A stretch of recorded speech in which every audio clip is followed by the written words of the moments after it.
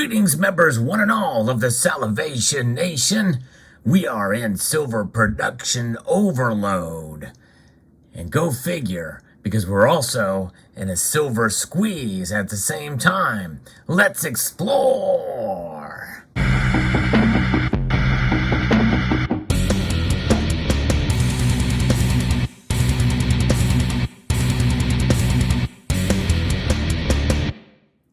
Now, when we talked about the silver squeeze movement back in February of 2021, that was a very different thing than the silver squeeze we are seeing now in the COMEX and the LBMA. And I've been talking about and keeping track with the news of what some of these mining companies have been producing, gold and silver. Well, First Majestic, as you can see by these two bars here before you, they are producing a heck of a lot of silver. I've already done another video recently on the increased production, breaking records from First Majestic, and they have done it here in the third quarter. A record third quarter output of 8.8 million ounces, according to a press release.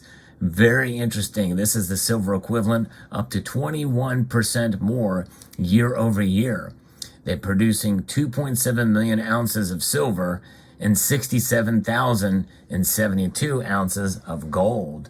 Yes, First Majestic is also into gold nowadays, and it's exciting to see this amount of silver being produced. What's happening? Where is it going? And how quickly can it get to all of the supply chain demands that are on the metal? In the third quarter, we saw strong production and cash flows from our Mexican operations at San Dimas and Santa Elena, saw significant head grade improvements, according to CEO Keith Neumeyer in the company's third quarter report. The consolidated Mexican operations, which accounted for approximately 83% of our total production, generated healthy margins at a low all-in sustaining cost of $12.29 per silver equivalent ounce, or 20% decrease from the prior quarter. That's good news. You want a lower all-in sustaining cost than you would have had in a prior quarter. So that's very interesting now and exciting in some ways, because that means that potentially they're going to be more profitable and be producing more to meet the demand that they have. Now, what is this all-in sustaining cost, and why is it that number? That number does float around depending on the mining company, depending on the quality of the ore.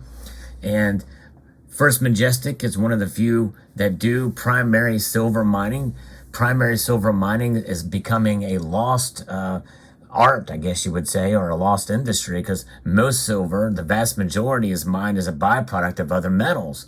And it very well could be that a lot of the silver is being mined is a byproduct of gold that they are mining, which is maybe one reason why they're getting into gold.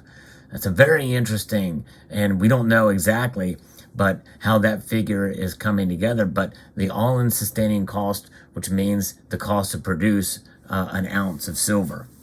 San Dimas is a silver gold mine in Durango State. Santa Elena and Sonora also produces silver and gold, while La Encantada in Coahuila is a silver asset. So there you have it. So that's where it is. These Mexican operations looks like they're both doing gold and silver. Quarterly revenue was $160 million, which was up 28%, and mine operating earnings totaled $3.3 million, down from $3.5 million. So that is where the earnings are a little bit down, but even with inflation, they're making a lot of money. Things are going good because people want silver and they are looking for it in industry, and we know that there's an increased demand for silver in the form of coins, rounds, and bars, which makes up the investment demand for silver. I don't like to use that term, but it is kind of what they refer to it as. And for essentially stackers, we make up about 25% of the market, tops. If that number were to increase to 30%, I think you would have an even greater squeeze. In fact, that's probably very well could be part of what we're seeing. Now, when you take into account jewelry demand and other bullion demand from India, especially, we've been talking about that. I think that is where a lot of the squeeze is. It's the Indian silver squeeze. I did a video on that topic as well, too. I encourage you to check that out as well. So this marginal decrease in mine operating earnings is primarily attributed to lower metal prices, an increase in cost of sales, and depreciation and depletion from San Dimas, Santa Elena, and La Encantada, offset by an increase in silver equivalent ounces sold, according to the company. So you can see that lower metals prices do have an effect and does hurt their bottom line. But there's other factors that come into play too.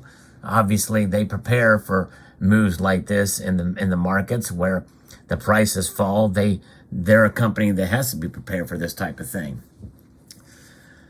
So cash costs were $13.34 per ounce of silver equivalent, with all-in sustaining costs reaching $17.83 an ounce, reductions of 5 and 10%. So that's according to those mines. So you can see the difference between the all-in sustaining costs there, much closer to where the spot price was very recently. Now, keep in mind that when you're mining other metals, especially base metals, silver's all-in sustaining cost is much cheaper. In fact, we're talking, by some estimates, at least from a couple of years ago, under $10 an ounce. And now where they are with fuel costs now, it may be just over that, but maybe not much over that. So the decrease in silver equivalent cash cost per ounce was primarily attributed to an increase in silver equivalent production at the San Dimas and Santa Elena operations, according to the company. Production at San Dimas increased 24% compared to the prior quarter due to an increased ore shipments from the Jessica and Regina veins, along with the commencement of production from the Perez vein in July, it added. So a lot of moving parts with mining and what can cause an increase or decrease in profitability. And production at Santa Elena increased as a result of processing a higher percentage of Emitillanos ore containing higher gold grades than Santa Elena's main vein ore. So when you get a really good gold vein and you start going at it and mining that, and any silver that comes out of that as a bonus, that's going to increase your holdings of both gold and silver, or your production ounces. It's very exciting, very interesting indeed. Many of us feel that when you have increased production of a product and you put it in the marketplace, that would lead to lower prices. One could very easily come to that conclusion, and you should.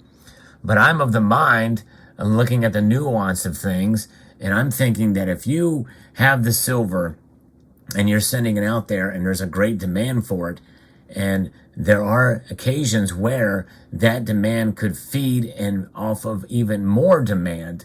In other words, a domino effect of demand for more, and that could actually, as people want items and things made of silver, that could potentially lead to a higher price because of the traffic of demand of silver could increase supply. If it's not there, well, then they'll adjust and they'll accordingly, which means that could actually in a sense, maybe cause a different reaction psychologically. In other words, if we know you're several months out waiting for a certain gadget or device that's made of silver, that has silver in it rather, and you know that wave's coming, maybe people will cancel the orders or not even consider it, and so demand decreases.